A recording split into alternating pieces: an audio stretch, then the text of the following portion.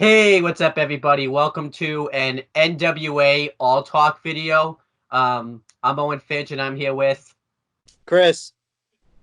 So pretty much what this is going to be is we're going to talk about everything that's been going on in NWA recently. We're going to do the same thing for um, AEW, WWE, and myself. I'm going to do it for Impact Wrestling.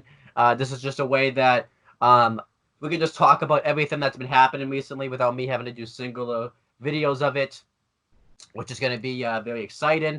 Um, we were supposed to do this video yesterday, but I was really sick. You could probably tell my voice doesn't sound the best, which is not ideal because this is my first video of the new decade, and yeah, it's just not But at least there. you're feeling a bit better. Yeah, I couldn't even talk yesterday. I tied in. I was like Eli Drake in one of the episodes of NWA Power the other day. So there you go.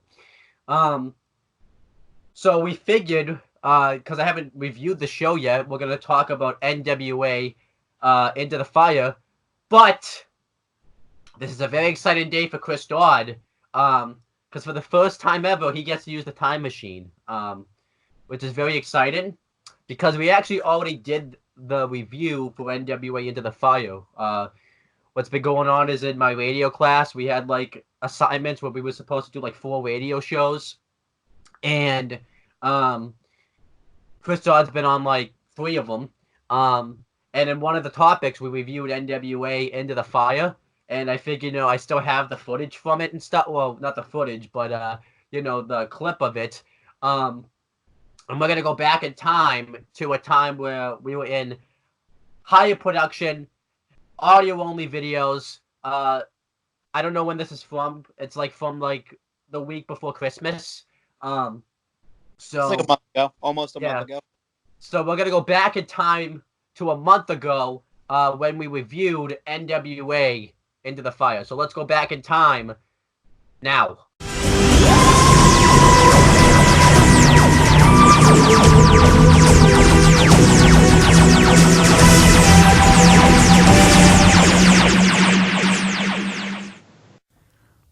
All right, so now we're going to run through NWA Into the Fire that took place on December 14th, 2019. And if you want to know the build-up and the background behind each match, just go listen to episode 3. It should still be available online and such. So you were on the last episode, so what were your thoughts in total of the build-up just in general of the show? I thought that did an excellent job of getting pretty much everyone over. It was really, really good build up. Absolutely. Now you weren't able to watch the show obviously because busyness and you weren't smart like me and ordered the pay-per-view a week in advance and got $20 for it because I think it's different now if you went to order it. I think it's like $30. So It's either 25 or 30. yeah, but so it was I 20 got with the deal. I was the smart one in the room for that. So we're just gonna run through this show real quick. We're not gonna go over everything move for move because we don't have the time for that. But we'll go over, just bullet points. So this is very interesting because we had we're making it seem like this is the first pay-per-view, but it's really not the first pay-per-view. It's the first one since they've aired the NWA Power episodes. It's basically since Power started because they had the Crockett Cup, which was a tribute to Georgia Championship Wrestling. Yep. Their owner, Jim Crockett Sr. They had like a cup back in the 80s for him every year. It was a big, big deal. Yeah, absolutely. And, I think they had the 70th anniversary show where Cody lost the NWA World Championship to Nick Aldous in a 2 out of 3 falls match. And now we know why he lost the title, probably because of, All Elite Wrestling now. The company that he kind of started up. Yep. I think he was just like, yeah, you can have this back now, guys. I'm going to go start my own company now. But yeah, this was the first one. This was probably one of the biggest ones in a long time with NWA Into the Fire. So we're going to go through it real quick. We had the commentary team of Stu Bennett and Joe Galley. So obviously Joe Galley's been with NWA for a while doing play-by-play, so that's really no surprise he was there. But we talked about the Jim Cornette situation in the past episode, and he basically was forced to resign, and then they had to put in a new commentator, and it ended up being Stu Bennett, who was formerly Wade Barrett in WWE. He was in the Nexus, the leader. He won NXT Season 1 when it was the competition show. You love that. I know you love it. And fantastic stuff. He was Bad News Barrett, giving people bad news, and then he won King of the Ring. And obviously he didn't like his creative direction, because who would? And left the company. And he's been, working indie dates. He, was on like the season finale of Lucha Underground as the Lord. And I think that's the only episode he's ever going to be on at this point, because I think Lucha Underground is dead in the water. He's basically been doing commentary, though. Yeah. Since he left WWE, he's basically been doing commentary. And that was basically his role on this show. And he was fantastic on commentary, because this is the first time I've actually heard him do commentary. And I did say in the last episode and in a unrated predictions video we did, that, or uncensored, I should say, not unrated, but uncensored, that I wouldn't be surprised if he's awesome, because he was so awesome on the microphone in WWE anyways. And he was fantastic. Like, he just has the voice to do commentary, and he was just excellent. He knew all the moves, and it's like he's been there all along. It's crazy, like, both him and Aiden English are both, like, in commentary roles now. And they were both, like, wrestling, like, not even in this decade. So yeah, that's crazy. But they have, like, an intro video going through, like, everything about NWA with Stu Bennett narrating it. Is that his real name, Stu Bennett? Yeah. Thought so. And it kicked right off with the match. It was Eli Drake versus Mr. Ken Anderson. And this was actually interesting, because typically if you watch the NWA Power episodes, there's no theme musics or anything like that. This time they had theme music. They, they came out through the crowd, and Eli Drake had his theme music. Mr. Ken Anderson's didn't fit him at all, though. It was very generic. It was extremely generic, but I really like that idea that they went with, though. I kind of wish they stuck with it, but they didn't. Yeah. And, they have a nice little match. Styles really fit well together. Eli Drake continuously just dominated Ken Anderson, and Ken Anderson mounted a comeback. There was one point where he went for the gravy train, which is, basically an air raid crash where he picks you up like in a fighting carry and just drops you. But Ken Anderson did a smart counter with a roll-up. It wasn't a fluke roll-up, because he would have kicked out of it. So, they are just continuously trying to win the match. But then Eli Drake ended up rolling up Ken Anderson, using the ropes for leverage, and getting the win, which obviously makes sense, because Eli Drake, it seems like they're building to be the next NWA World Champion, so it made sense for him to win this match. I was completely fine with that.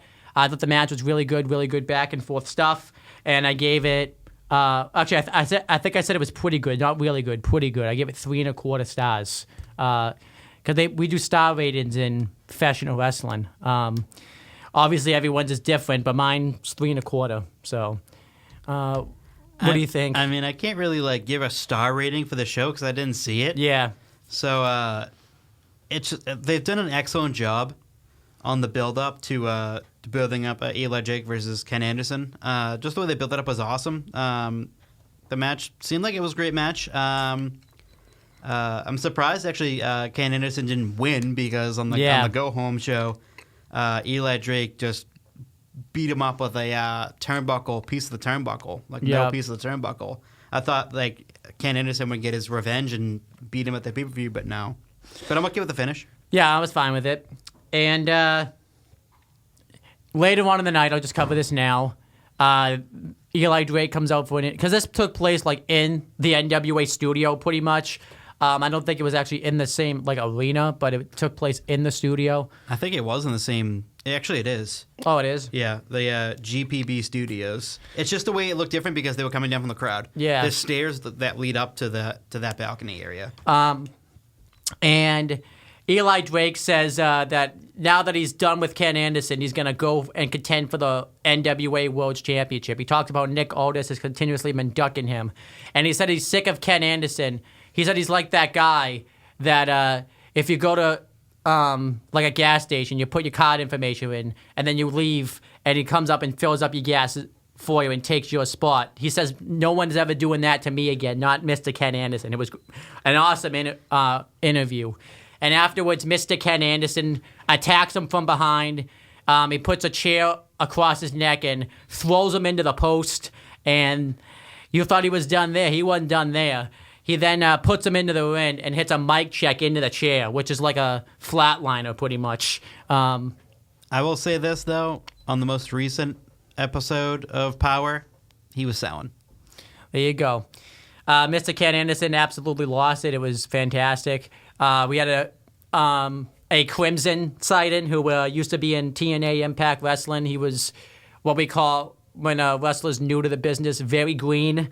Now he's working as a agent backstage. So, yeah, I love how they did this feud.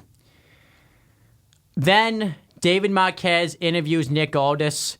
It's really weird, Nick Aldis' character, because he's a face but has a lot of heel tendencies about him. Yeah.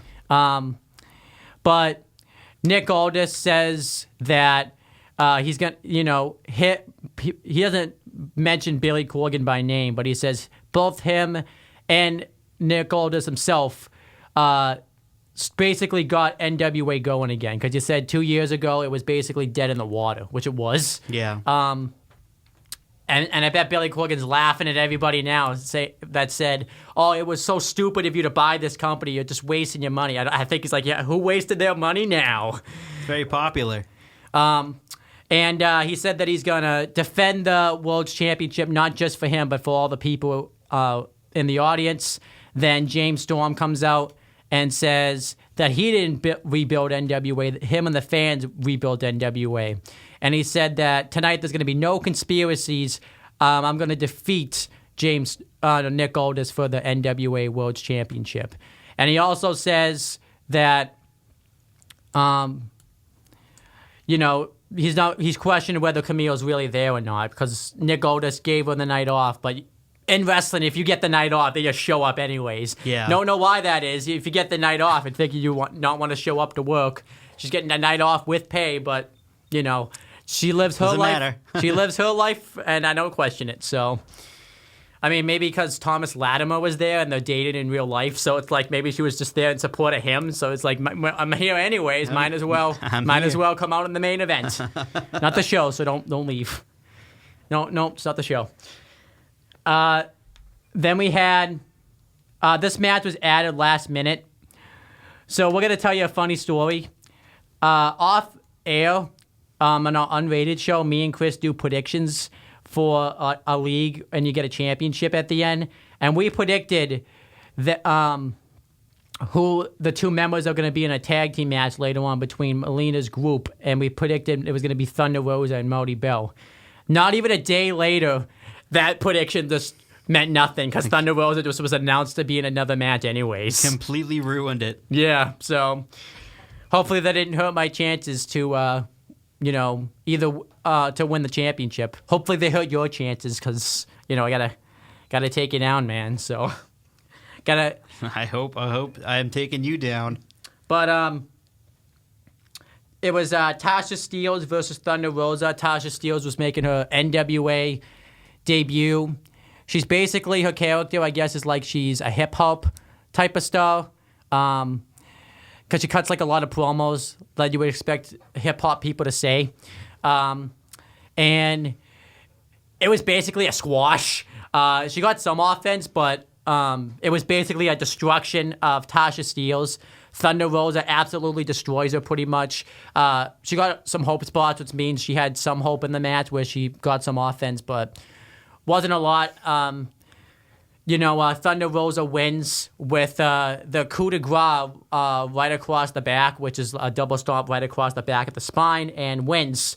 And Thunder Rosa then continuously destroys Tasha Steele's, and Ashley Vox comes out and makes the save, but couldn't save herself because she ended up getting destroyed. And she Pentagon Jr. has that arm breaker where he puts one arm behind you and just breaks your arm over his knees.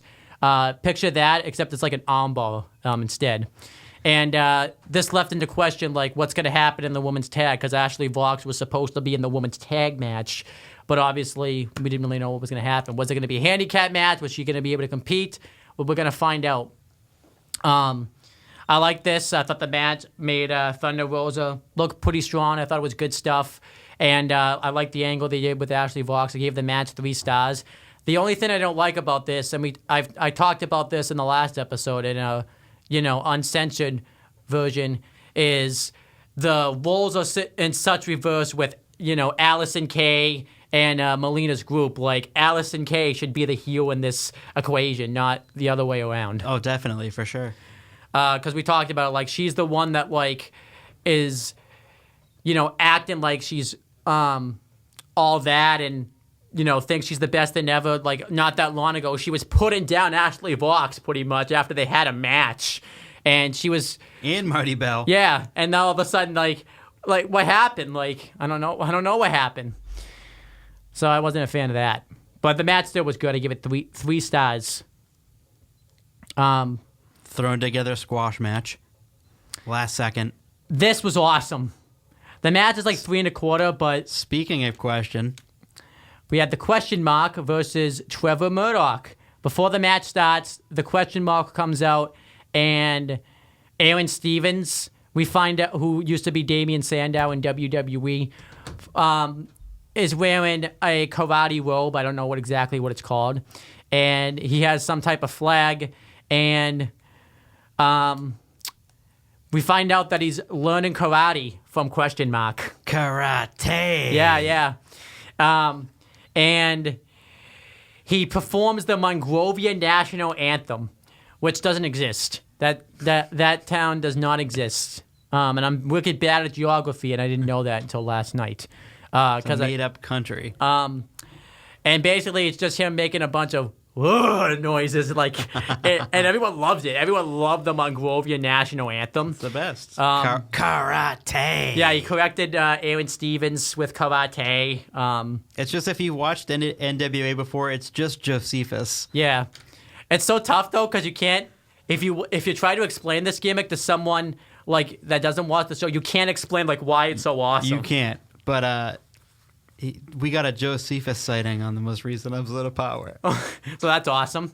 He was Santa Claus throwing out gifts into the crowd. But we had the match. Trevor Murdoch interrupted the national anthem, which got booed. Everyone wanted to hear the finish of the national anthem because the question mark is just that over. Yeah. And in terms of, if you don't know what over is in wrestling, it means you're popular. You're very popular. They come out, crowds explode. They go wild for you. That's what he is.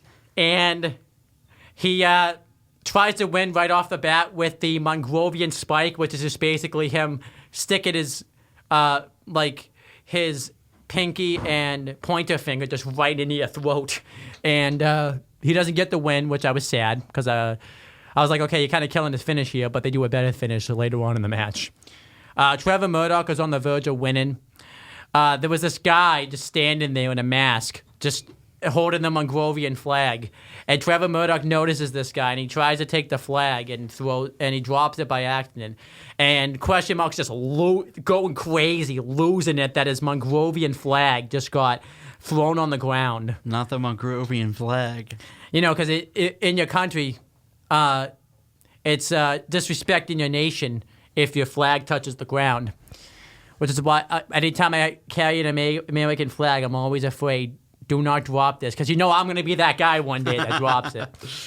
And Aaron Stevens runs out to run interference while the ref's distracted, and question mark hits a double Mongrovian spike where he just takes both hands, both pinky and pointer finger, and just sticks it right into the throat of Trevor Murdoch. And that was the end of the match. I was pretty good. I give it 3 1/4. No, did I give it 3? Yeah, I give it 3 1/4.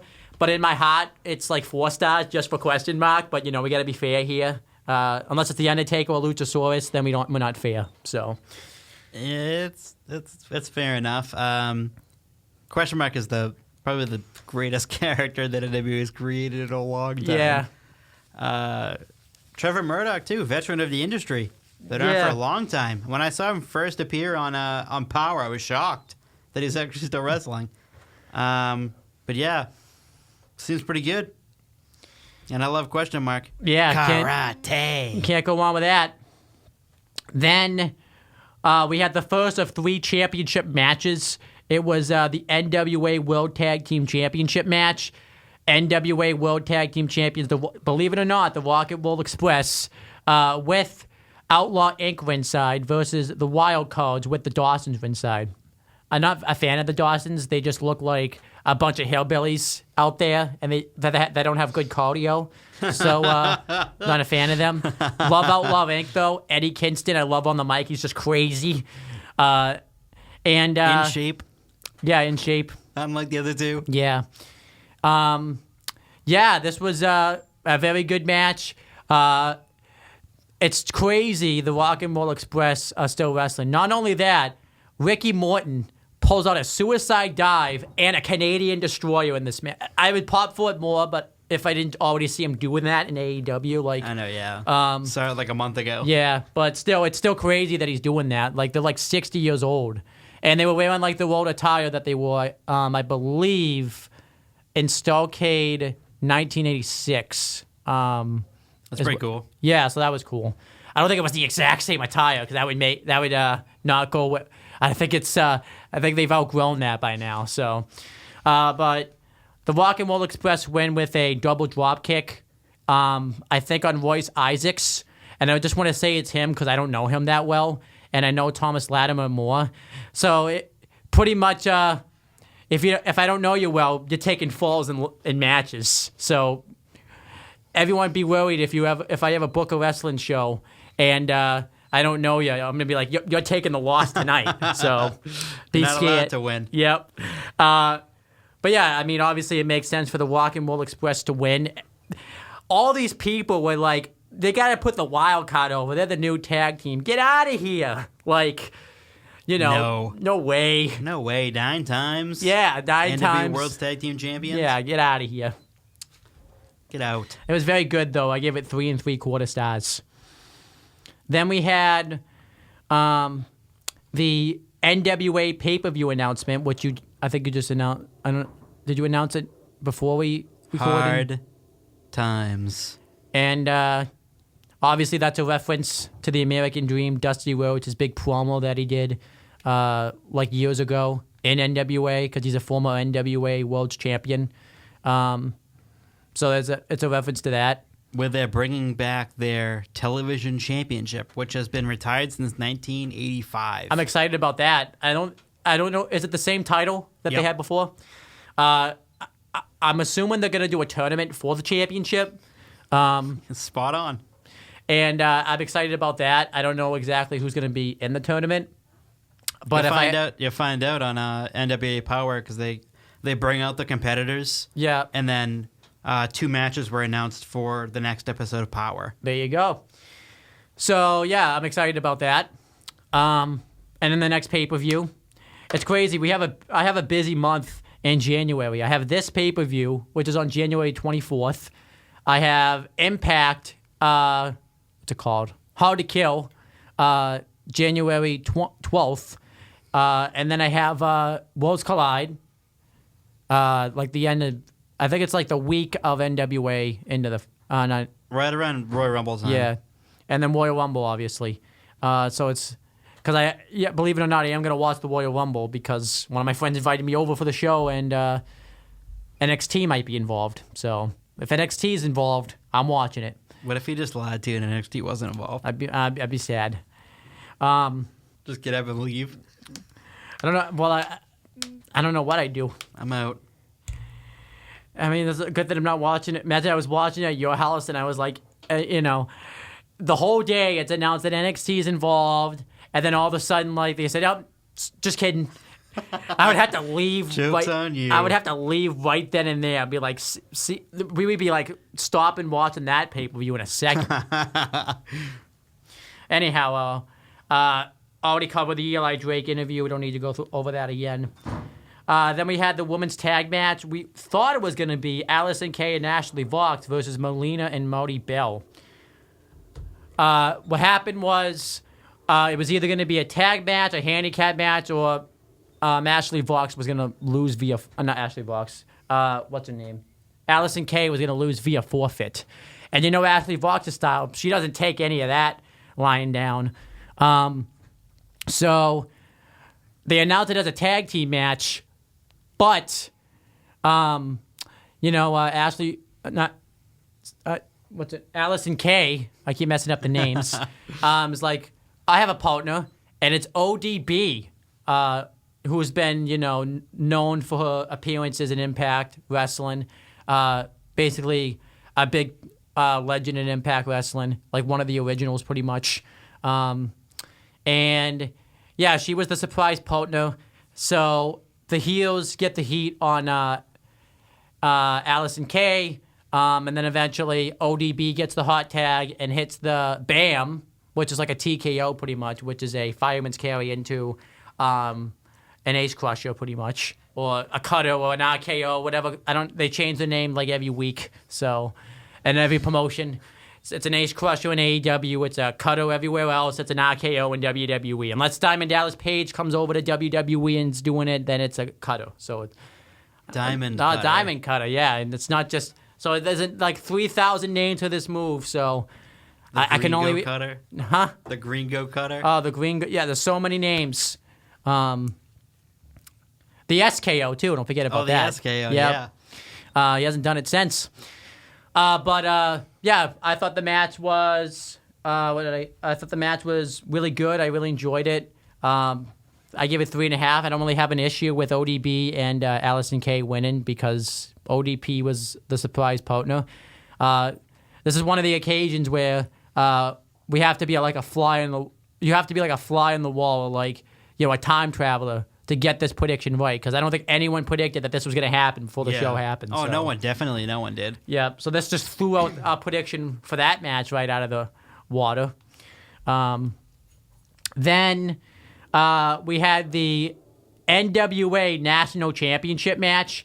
NWA National Champion Coke Boom Boom Cabana defended his championship against Ricky Starks and Aaron Stevens, and Aaron Stevens had the question mark out there as his manager. So Aaron Stevens, one funny thing about him that came from this match, well, many things, but this is the one main thing, is his tights blend in with his skin. So it looks like he's just out there wrestling naked, which is pretty funny. They didn't talk about it this time, but they did the last time that he did it. But I just think it's hilarious. And I like that they stuck with it. And a lot of the match was Ricky Starks and Colt Cabana double teaming Aaron Stevens, which was funny. So eventually Aaron Stevens just hides. They had a Christmas tree set up, and he hid behind the Christmas tree. Because it is the holiday season, after all. Yep. I guess, yeah.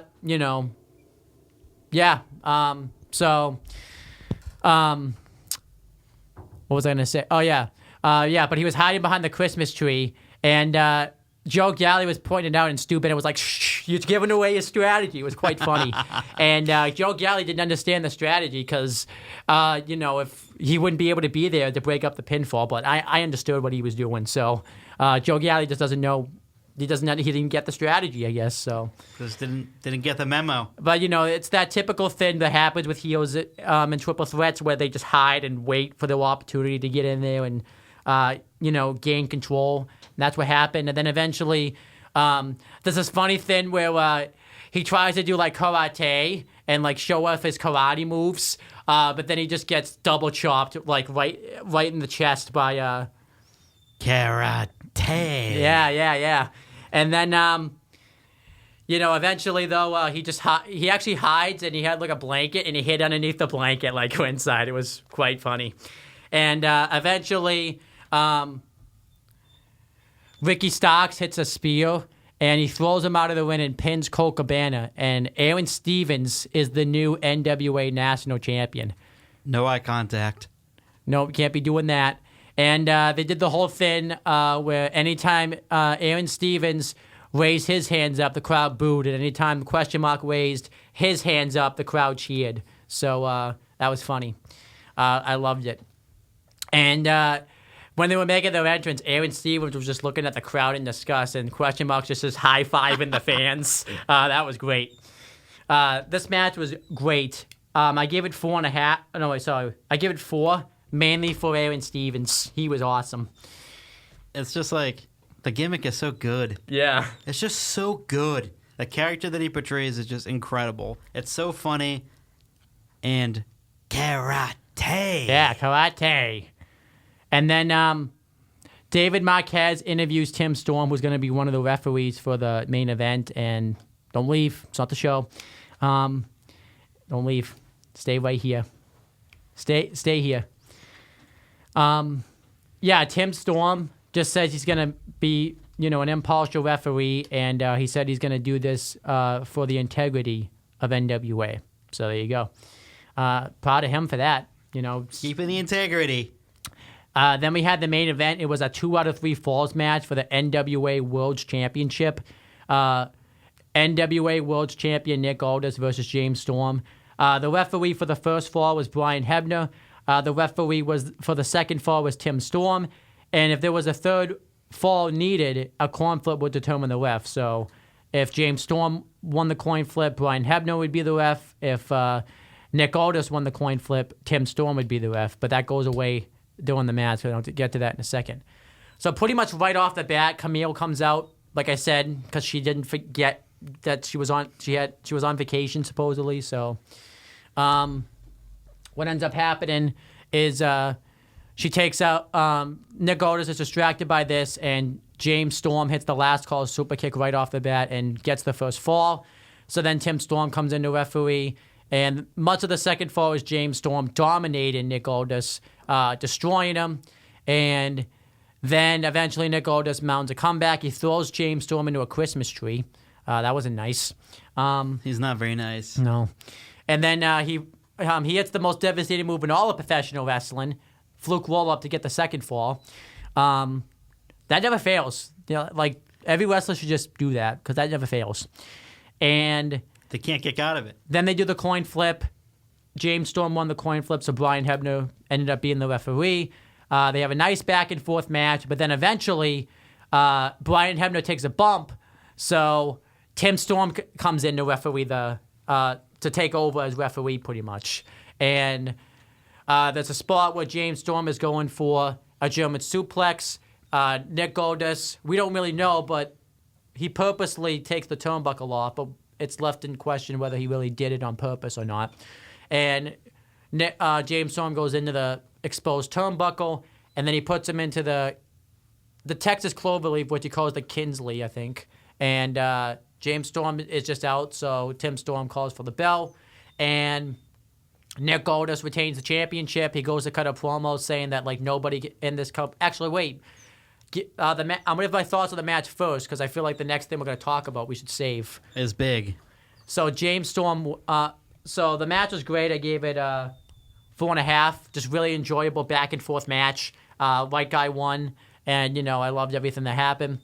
And I didn't really have a problem with the mess up finishes and stuff, because it goes with Nick Aldis' character, where we're wondering if he really is as honorable of a champion as he says he is.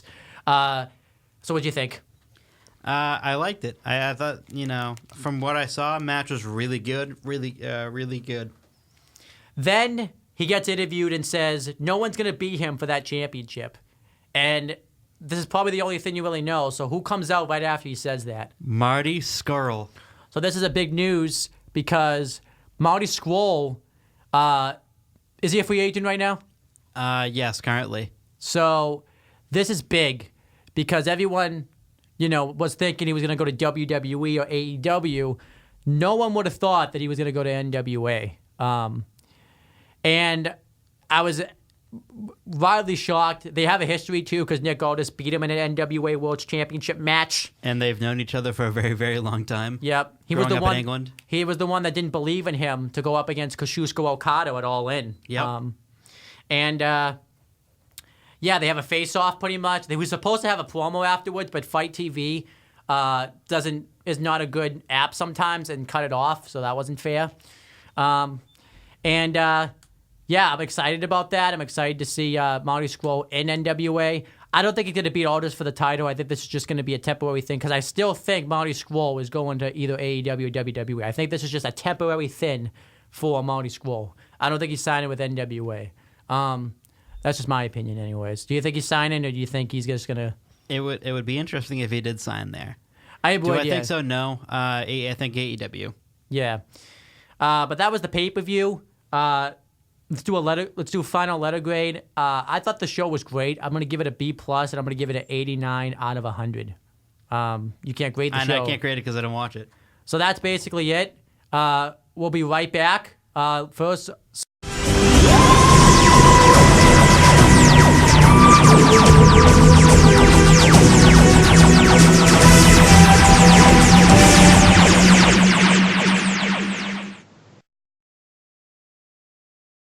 All right, we're back. How did you feel to use the time machine, man? Feels great. As you can hear my censored, soothing voice. Yep. Now it's gonna be unfucking censored. We were well behaved. So, which we like. We like it when people are well behaved. But now you've heard our thoughts of NWA Into the Fire. And yeah, we've invented time travel, but the scientists are going to continuously talk about how it's in the work in progress when we're one step ahead of them for a change. So it's right fucking here. Yep. So let's talk about now everything that's gone on since NWA Into the Fire. We're not going to go through like every single show. We're just going to go through like the big things that have been happening recently. And why don't we just kind of talk about it since we ended the video with, well, at least that part of the review with it. Marty Squall. He hasn't really done all that much since NWA Into the Fire. He's only been like on an interview with Stu Bennett. Where pretty much he just talked about like how he wants to be the NWA World Champion because he's never been a World Champion. He talks. I like how they're kind of like talking about how he's like this big free agent. And they're basically alluding to the fact that everyone thought he was going to go here, everyone thought he was going to go there, but he wants to keep everybody on their toes. Which he still is a free agent too. Huh? He still is a free agent. Yeah, but I really like that because that's what I like about NWA. They will break kayfabe, but they don't really break kayfabe. But they just talk about like this type of stuff that we know it's a thing. So it's like because if you went to like not NWA. If he went to WWE and AEW, they just they would have talked about it, but they wouldn't have really brought it up. But I really like Modest free agent. Yeah, but I really like how they're talking about it. Like they're keeping us guessing because he still is. He basically said he still is a free agent, but he wants to come to NWA because he feels like he has unfinished business with Nick Aldis. This is like history that we haven't seen yet. I imagine before they have the match, they'll show the match that he had. Like they did with James Storm when he had their match. They like showed the match that like he got screwed out of. I think they're gonna do that again. Yeah. Where like, Marty Squall fought Nick Otis before and failed to win the title. And yeah, I'm just really excited about this. And I don't know what's gonna happen. I really think Marty Squall is the guy to beat Nick Aldis. But if he's not gonna stick around much, I don't really know if he will. And there's something that happens with Nick Aldis that we're going to talk about in a couple minutes that may give me the reason why I think he might retain the title. But I really am intrigued by this. I'm really excited to see Marty Squall in NWA. It's really interesting, though, because I don't think he's going to stick with NWA long-term either because he can't really do, because NWA, doesn't really have, a lot of wrestling on it. Like, they don't really do any high spots, and that's kind of what Marty Squall's kind of style of wrestling is in a sense. So he would be very held back when it comes to the wrestling aspect. Yeah. But I think he should stick. But I wouldn't mind him sticking with NWA. I think NWA that could be what Marty Squall needs. Like it's such a dark horse that Marty Squall went to NWA because no one expected him to go there. Because I think that's like what really made it people talk about NWA like hugely. It's been talked about hugely anyways, but Marty Scurll really I think got like everyone talking about it because that's where like he chose to go in a sense. Instead of just immediately signing with WWE and AEW. I think it's really smart because not a lot of people now really watch ROH because it's basically a dying brand right now. It is. So I think it's really smart to get people because because the same people that watch AEW watch NWA also. So like it saves AEW time by having to make like a big video package for them because they won't. They'll just expect you to know who Marty Scurll is, and then that's it. So AEW gets saved from having to do that. So I'm excited about Marty Scurll's potential in NWA, and I hope he sticks there for like a while. I would like to see him beat Aldous for the championship, and then maybe just drop it really quickly and to like somebody else, and then finish out his time in NWA. So I'm intrigued to see where he goes. What about Very you? intrigued. What do you think I about love Marty it. Squall in NWA? I love it. It's gonna be interesting because he's still a free agent. It's not like he's signed with them. It's Yeah. just he's making appearances for them. I don't think he's gonna go back to Ring of Honor. I think it's down to WWE and AEW. Yeah. If he goes to WWE too, if he's anywhere else but NXT, it's basically a waste. Because basically that would be a way for NXT to stick it to AEW if he was on their brand. Like, if he's way too. I mean, he could go to UK, but he's way too much of a star to go there. I'm sorry, Yeah. but it's true. And I think NXT is the place for him to go because that could really. Like I said, we talked about it. I think it's in the clip of the video. Marty Squall is literally going to be like what makes each show like. He's going to be like the dark horse of each brand of the Wednesday Night Wars for NXT or an AEW. Because I could really see him going to either brand. I could see him going to AEW because that's where all his friends are. I could see him going to NXT if he wants to stick it to AEW. Because they kind of abandoned him. And because in the Elite theme, this is probably a little thin, but like they have a thing where like someone's on like a train. I think it's like Kenny Omega. No, not Kenny Omega. It's like Cody, and he like rides off in the train, and Marty Scurll's like left behind. That could like eat away at Marty Scurll, and maybe he wants to stick it to the Elite and go to NXT. Yeah. So I would like to see him do either or. If he goes to NXT, that would be awesome. I kind of want him to go to NXT just to kind of stick it to AEW a little bit. But I also wouldn't mind if he went to AEW. So Either or for me. yeah, I think if he wants to go out and branch out on his own, NXT is the way to go. yeah. But if he wants to like do the whole leap thing and be with his friends, AEW is the option for him. But either or, it doesn't really matter to me. Honestly, I'm gonna watch him wrestle. they have I've written like faction he can only be in with the Bunny and the Blade because that's kind of like that's kind of feels like something that Marty Scurll could be a part of, like with that because that kind of He could fits be. like what he. I don't see him being in the Dark Order. No. Also, Bookman Blade. Yeah. I I mean, I could see like that. he said, it'd be interesting. Like he could feud against Cody and stuff like that. Like Yeah. because his contract is up and they left him behind. They left and started up their own company. It's in my suitcase. Or he can do, or he could just join the Elite. Yeah. Hold on. But yeah, it'd be awesome.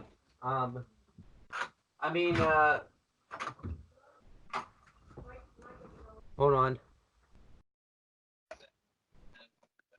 Okay. But yeah, that's our thoughts on Marty Squall. I mean, like I said, like we should probably move on because this is just turning into like where Marty Squall's going. But like I said, I'm very excited about his potential NWA as well, because he could just stick with NWA also. Like that's something that, because if he sticks with NWA, that would get NWA really noticeable. So Oh yeah, we'll see. definitely. But speaking of Mr. Otis, he's been very busy lately. Let's talk about him. So on the same episode, he came out and did like an interview with David Marquez. I forget exactly when he does it, but he did it. And he basically talked about like Marty Squall. And I like how he just kind of dismissed Marty Squall, because you could tell they want to do like a slow build to it. I don't know when it's going to happen, because I feel like they could do it at NWA Hard Times, but I feel like now that's going to be a bit too soon because they've delayed it so much. It would just feel rushed. I feel like they should find a different opponent for him, but we're going to see what happens with that. And he talked about, like, James Storm, but the biggest thing he talked about was Camille. He because obviously in the 2 out of 3 falls match, Camille cost him to lose the first fall, and he basically said that Camille is no longer his insurance policy anymore. There's more on that later. Throughout the show too, we saw like the Dawsons, because we know they had like a working relationship with what's their names, the Wild Cards, and pretty much what happened with that is the Dawsons tried to reveal this conspiracy theory going on with the Wild Cards, but every time they did, they were continuously got cut off. It led to a match where the Wild Card basically destroyed the Dawsons, which was kind of funny, because I don't really like the Dawsons that much. So, but then later on in the show, in the main event, Tim Storm was on commentary, and I really like this. He was on commentary for Ken Anderson versus Eli Drake. I was kind of wondering what is he doing there, because he doesn't really fit being there. Yeah. But it led to something where Tim Storm kept dropping Nick Aldis' name, kind of in a negative light. He was kind of like saying, well, Nick Aldis is this, but he's also backing it up and stuff. And after the match ended, which we'll talk about the match later on in the show, Nick Aldis came up and basically just told him to keep his name out of his mouth. It led to like a big fight. And we found out that Wild Card attack Nick Aldis, not Nick Aldis, Tim Storm, and they all beat down Tim Storm, and Camille came out and just visibly just went off on Nick Aldis, and we're left to think that she's finally sticking up for Nick Aldis, but then she just nearly spears Tim Storm right out of his shoes, and we find out that the conspiracy theory was true, that there was this big conspiracy theory going on between Nick Aldis, the Wild Card, and Camille, because they're all a big faction now, which I really like. I really like that the conspiracy theory was found out to be true, and it all makes sense. I mean, everything's connected. Nick Aldis went on to explain that it was all a part of a big plan, to make us think that, like, him and Camille were having a falling out, that like the Wild Card were associated with Nick Aldis, which that also makes sense with because every time the Wild Cards had gotten involved, or every time Nick Aldis has gotten involved, it's benefited each other. So it all makes sense. It's all a very well executed plan. The only like little flaw in the plan, though, is that he purposefully did this to cause him to lose fall 1 of the NWA Into the Fire main event. Because how could he possibly have known that he was not going to get pinned again before the next part of the plan came together? Like that. He's a genius. But I really like it too, because obviously too the big thing that happened was he exposed the turnbuckle, and that led to him winning. And then Tim Storm even was part of the plan, because he ended up accidentally doing Nick Aldis' bidding, because he was the guest referee and stuff. So yeah, I really like all of this. Obviously, it makes sense for Thomas Latimer and Camille to be in on this too, because in real life they're in a relationship together, and I kind of like that NWA is just basically addressing this and just putting it into a storyline, and they're not doing it in a shitty way like some company in Stamford, Connecticut, is with doing a love angle storyline, which we'll talk about in a different video. And Royce Isaacs also has his real life girlfriend involved in this, named May Valentine. And she's basically involved with this now. I like too how this turned James Storm face. A lot of people think it's random, but it really isn't random if you think about it, because James Storm's conspiracy theories ended up becoming true. So why wouldn't he be the baby face in this situation? Yeah, exactly. And I really wasn't a fan though of how like Weiss Isaacs has been portrayed though in this. Like he had a match with James Storm and just ran away. I did think it was funny though when the referee was counted and James Storm went, "Come on, be quicker! He's not coming back." Like I kind of like that. That was pretty damn funny. And yeah, I'm pretty damn interested in this. So yeah, I think this is some pretty cool stuff. There's more stuff with Tim Storm and Nick Aldis we'll talk about later in the show because it involves something else. But this Nick Aldis thing, and we find out the name of the group is called Strictly Business. And I'm a fan of this faction. I think yeah, Nick Aldis being a heel, I think is awesome. I feel like he's naturally better as a heel anyway, so I think it's great. Yeah, I think it's pretty damn cool. What do you think about what's been going on with this Nick Aldis stuff? It's been interesting. Guess she's been heelish, she's been facious, I guess you can call it. Yeah. But he was more in between. Now he's just full-fledged heel, which makes sense for the gimmick of the character. Yeah, absolutely. Then we have to talk about something bad. It feels like everywhere there's the women's division. The women's division in NWA isn't trash, but the storyline's trash. Where they're continuing this thing with Allison Kay and Thunder Rosa and all this stuff. I've already made my piece on with that, where we talked about how the roles are just so wrong. So after NWA Into the Fire, they continued this where Thunder Rosa and Melina attacked what's her name? I forget her name now off the top of my head. Ashley Vox? Yeah, Ashley Vox. And Allison Kay made the save, and then Melina and Thunder Rosa got mad at Marty Bell for not coming out there and helping them. And Marty Bell was like, "Well, you told me not to come out there because I screwed up at the pay-per-view." And then they said Melina even said, like, "Sometimes don't do what I tell you to do what I think you want me to do," which doesn't make any sense, because like, how can you even know? Like, and then they knew exactly had like what to do. Yeah, and then they had like a 6-woman tag with all the women, including ODB, and the winning, whoever got like the win and fall, got to pick like the opponent that she wanted. Thunder Rosa ended up getting like the winning pinfall on Ashley Vox. Fine. That was all fine. I like how it had something on the line. And Thunder Rosa was gonna pick Allison Kay, but then Melina, we find out Melina just kind of is setting up a breakup because Melina, for her, picks ODB and Thunder Rosa just goes along with it, which that didn't make any sense either, because if she really didn't want to face ODB, she could have been like, "Nah, I'm facing Allison Kay." That didn't make any sense at all. Like, that was stupid. Yeah.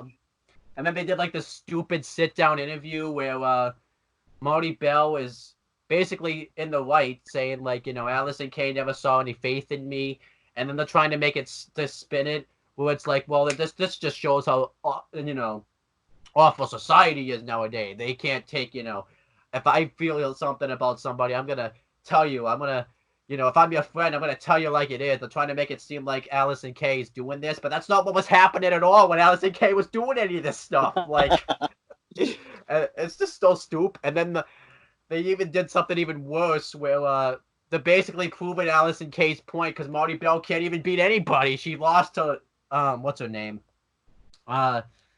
She freaking lost to Tasha Steele, who hasn't been anything in NWA, and like Melina's mad at her, so like they're making Marty Bell look stupid. This whole thing's stupid. Like, stupid. Get this out of here. What do you think about all this women's division stupid drama? Yeah, like, oh my god. Roles are reversed. They don't make any sense. Why is Allison Kay, who's primarily been a heel, all through an entire career is now suddenly the babyface that no one cares about. I thought the one funny thing that came out of all of this though was Melina, or Thunder Rose, I forget which one, said that Allison Kay had skunk hair. That was hilarious. But other than that, yeah, it's pretty damn stupid. It's one of those things though. It's so stupid. I'm not even mad at it. I'm just laugh at it. Like, I don't know.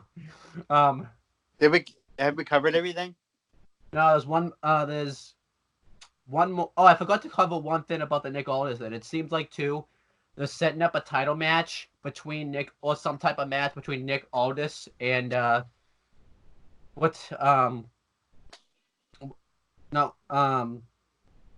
Tim Storm. Not Tim Storm, because he can't have a challenge for the title again. One of the guys from the Rock and Roll Express. Ricky Morton. Yeah, Ricky Morton. I was gonna say Ricky Morton, but I'm like, that didn't sound right. But because obviously Ricky Morton did like a thing where this was before Nick Aldis had even turned heel to begin with. Well, like he talked about how Nick Aldis one day could be a great champion, but he's not, a Ric Flair, a Harley Race, and all this type of stuff. And Nick Aldis, I actually like how he addressed it at first, where he said, "Well, I haven't seen the footage yet, so I'm gonna go backstage and watch it," because that never happens. Like they never do that. And just pretend like they know what's going on. Yeah, and then he says, "Well, I've now seen the foot," and then the next week I now have seen the footage, and he basically like warned Ricky Morton to keep his name out of his mouth, and Ricky Morton apologized at first and says, but I'm not going to take back what I said, and basically says that this is a warning. And then they did something at the end of the show where Ricky Morton came up and said, lesson number 1, don't turn your back on your opponent. So I don't think it's going to be a title match necessarily, but I think there's some type of match being set up between Ricky Morton and Nick Aldis. I think Nick Aldis is going to get like a huge rub, because obviously I don't expect Ricky Morton to win. So I think that's going to be awesome. Give the belt to the 62-year-old man. You want that? I want that old man. I want them to push that youngster, Ricky Morton. The belt. Put the strap on him. And then, obviously, we have to talk about the epicness of Aaron Stevens. He's awesome. He's the greatest. He's a karate. He's nearly mastered karate now. He's like a 3rd-degree belt. And now he's a karate. Thanks for the correction. Now he's a 3rd-degree, national champion. That's awesome. And they're gonna go after all the championships. He nearly was gonna go after the TV title, but he couldn't beat Trevor Murdoch, which I was sad about. I really wanted him to win, but it didn't happen. It was sad. And yeah, I'm just I love Aaron Stevens every week. You just know that epicness of a match is going to happen with Question Mark and Aaron Stevens. When that turn's going to happen, it's going to be ridiculously awesome, and I like how they're not going with it right away. I think it's great. They're setting up a rematch, too, between him and Cole Cabana, because Cole Cabana came out and wants his title back and says that he can't do it without Question Mark, and I love it. It's great. Awesome stuff. And then... obviously, too, one other thing was going to talk about, they've kind of been continuing the feud between Eli Drake and Ken Anderson. They did a thing where Eli Drake came out after NWA Into the Fire, and he was selling the injury with Ken Anderson, where he got like his throat crushed by the steel chair, and basically he just couldn't talk. He had sounded like he had a frog in his throat. That was awesome. Yeah, that was great stuff. And then they had like a no DQ match where Eli Drake won. It was really weird because they basically switched roles now, which obviously makes sense because, well, Ken Anderson now is a heel and Eli Drake's a face, which I think makes sense because I feel like, Ken Anderson beat the crap out of him so much. They turned him heel. So I thought that was great. Yeah. Then I love obviously too. I love the Christmas promo that he did where he came out after like drinking and stuff, and he was just all types of all over the place. Yeah, that was great. And then he came out this week or at least the most previous episode. And basically went off on Ken Anderson again, and Cole Cabana was upset because he's going off on his tag team partner. And, Eli Drake basically said that Ken Anderson is just going to toss him like by the wayside, which I could see happening. Then Ken Anderson came out. They tried to hold him back. And it's going to set up to a tag team match. It's going to be Ken Anderson and Eli Drake versus Ken Anderson and Cole Cabana versus Eli Drake and James Storm. So I'm excited about that. Then to close everything off, we have this tournament to crown the new NWA Television Champion. Obviously, it's not really a new title, but this is basically, this is basically revamping the title. And we're going to find out who the new champion is at NWA Into the Fire. We obviously had the announcement about that at NWA Into the Fire, NWA Hard Times. We have the announcement of it at NWA Into the Fire. We find out that these tournaments have special rules, which I will read off right now. So basically how this tournament works is every match has a time limit of 6 minutes and 5 seconds, because that's when NWA starts every week at 6:05. I wonder if Noah Foster's going to start a 6:05 live series. I hope so. I love it so much. And if you don't get the live, baby. And if you don't get the win in that amount of time, the participants eliminated, because they remember how tournaments work. It's not a thing where it's a bye and both people advance into like the semifinals and then let's do a triple threat match. No, I'm not doing any of that crap.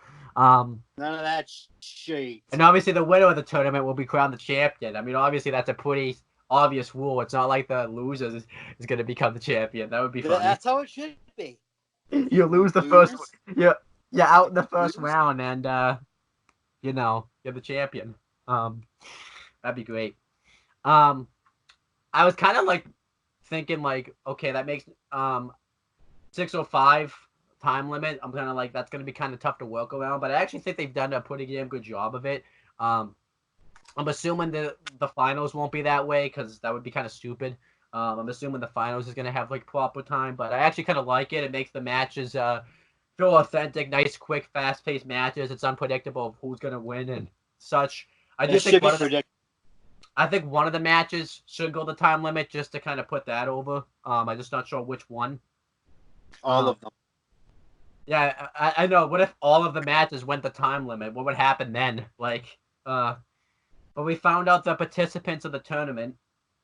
It's gonna be Ricky Starks, Caleb Conley, Cole Cabana, Trevor Murdoch, Thomas Latimer, the Question Mark, Eddie Kingston, Tim Storm, both Dawsons, and Nick Aldous was in the tournament because he felt like that there was no worthy competition anymore to challenge for his title, so he wanted to go after a new championship. They do more with that later. And I actually like how they've determined seeded in the tournament. They have like a goldfish bowl. I hope they clean that thing, because that's going to lead to a lot of diseases for people that stick their hands in it, just looking out for people. No, there isn't. They're going to be disease-ridden. They pick out like names, and they read it off. You could totally tell though this is predetermined, because David Marquez like looks down at his notes and says, "Oh, it's this guy." Like, come on, that was pretty damn stupid. Oh, but it's this fella. Huh? It's this fella. Yeah.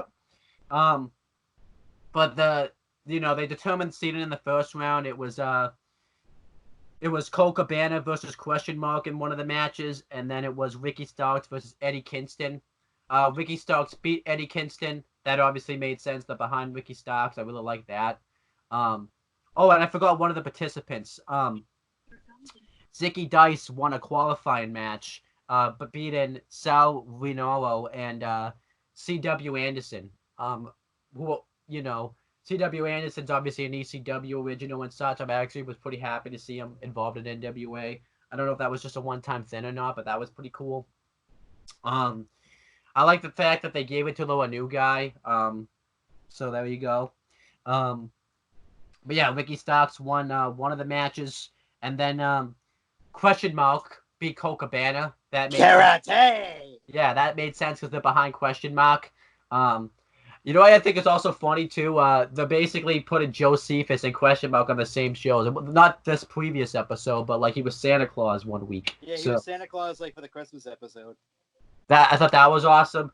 You could totally tell sometimes that they air stuff on like a tape delay because like it's edited out, like they'll go right to the next thing because Joe Cephas was out in one of the segments like right before it, and then he was out as question marks, and you could totally tell like they don't air the matches in order and such. If that makes sense.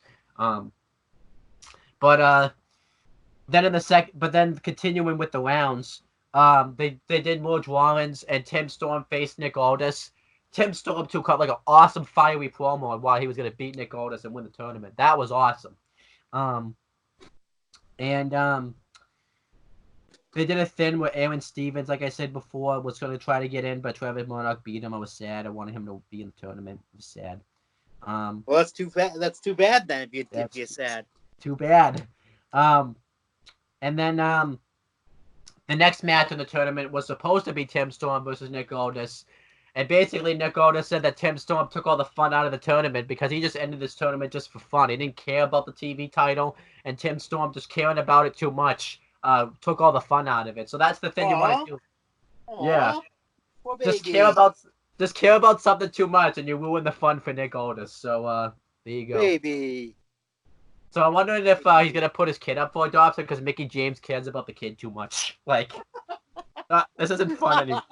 Raising this kid's not fun anymore. Like, just, that would be funny. So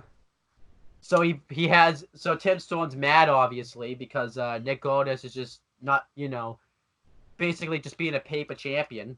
But instead he has what? Huh? He's a bitch. And he has Royce Isaacs take his place, and Tim Storm just easily beats him in a match. I like this though because this was a way for Nick Aldis, because obviously he shouldn't be losing right now. This is a way for him to. He should lose every single fucking match he's in. This is a way for him not to lose, and he deserves to be buried. Lose to like Ricky Dice or whatever his name is. He deserves to lose to Zicky Dick Sucker Dice. And yeah, I thought that was I like the way they did that. And also too, I should say one more thing. They did another NWA TV draw where this week it's gonna be Caleb Conley versus Zicky Dice in the tournament. I imagine Zicky Dice is gonna win that because they haven't really been behind Caleb Conley all that much.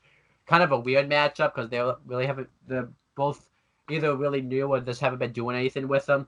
There's this woman announcer, by the way, that's been doing the drawing. I forget her name, but she looks like she'd rather be anywhere else. Like, I think that's leading to a storyline because there's no way they would have her make those expressions if that was the case. I don't know where that's going, but she just looks like she'd just rather be anywhere else but at NWA. It's pretty damn great. But I've been enjoying the tournament so far. I don't know who's going to win the whole tournament. I'd like it to be question mark because he's so over that he should have a championship, and this is a way to kind of do that. Karate! Yeah, that's what I'm saying. But what are your thoughts on the tournament so far? Karate! Anything else other than that? Karate! There you go. Something I got to commend NWA for that they fixed, though, is... they fixed the kind of the sound issues I was having trouble with because sometimes the crowd would be so loud you couldn't even hear the commentary team. I feel like they fixed that these past 3 episodes, which I'm happy about. It could be though that Stu Bennett's voice is so loud that that's why it's fixed. But I feel like no, because Joe Galli's been able to talk. That's something to. I feel like they've turned a bad situation with the Jim Cornette thing, and it's actually become kind of. They made lemon. They had lemons and turned it into lemonade or whatever that expression is. And Stu Bennett and Joe Galli, I think, just have much better chemistry than they do. I feel like they just great together. So there you go. And that's everything that's gone on in NWA these past 3 episodes. If I was to grade all these episodes just combined, I would probably give it like an A, like a 97. No, 96 out of 100. The only reason it doesn't get an A plus is because of that stupid women's division. Just fix that. It needs to be fixed. And obviously because Aaron Stevens is into the TV title tournament. That was highway robbery right there. But yeah, what would you grade NWA recently? And obviously, any critiques or anything like that you have? Before that, I have one more critique. It makes no sense that when they make matches on the fly, that on the screen, all of a sudden they just know that match is gonna happen. Like when Royce Isaacs replaced him at the tournament, they just instantly had that ready. That doesn't make any sense at all. But other than that, then you can say your critiques and such. And I give it an A because karate. And obviously, it's on an A plus because of the women's division, right? But it's an A because the women's division, like a certain company that we'll be talking about relatively soon, it sucks. Yes. The only reason why it's an A. Only reason. There you go. So that's basically it. We're not going to do any plugs because we're just going to come right back and make a video anyway, so there's basically pointless. It's all in the description. We'll say them more depthly when I actually in the next video. So we'll be right back. Don't go anywhere.